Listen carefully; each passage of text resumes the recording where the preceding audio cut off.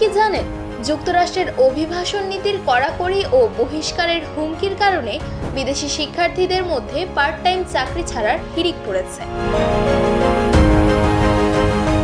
মার্কিন president Donald ট্রাম্পের প্রশাসনের কঠোর অভিবাসন নীতির ফলে অনেকে তাদের স্বপ্ন পূরণে বাধার সম্মুখীন হচ্ছেন। ট্রাম্পের প্রশাসনের কঠোর অভিবাসন নীতি ও কর্মস্থলে বাড়তি নজরদারির ফলে শিক্ষার্থীরা চরম সংকটে পড়েছেন। ক্যাম্পাসের বাইরে কাজ করার সুযোগ কমে যাওয়ায় তাদের অর্থনৈতিক চাপ আরও বেড়েছে, যা তাদের স্বপ্ন পূরণের পথে বাধা হয়ে দাঁড়িয়েছে। অভিবাসন বিশেষজ্ঞরা বলছেন, ট্রাম্প প্রশাসনের স্থানীয়করণ নীতির কারণে আন্তর্জাতিক শিক্ষার্থীদের জন্য চাকরি পাওয়া কঠিন হয়ে পড়েছে।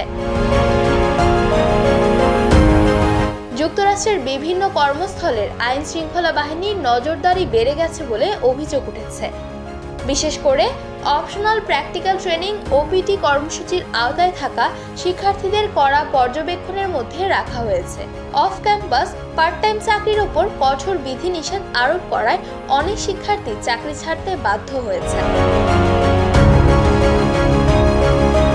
এদিকে যুক্তরাষ্ট্রের immigration and custom enforcement ICU কর্মকর্তাদের কঠোর নজরদারিতে শিক্ষার্থীদের মধ্যে আতঙ্ক সৃষ্টি হয়েছে।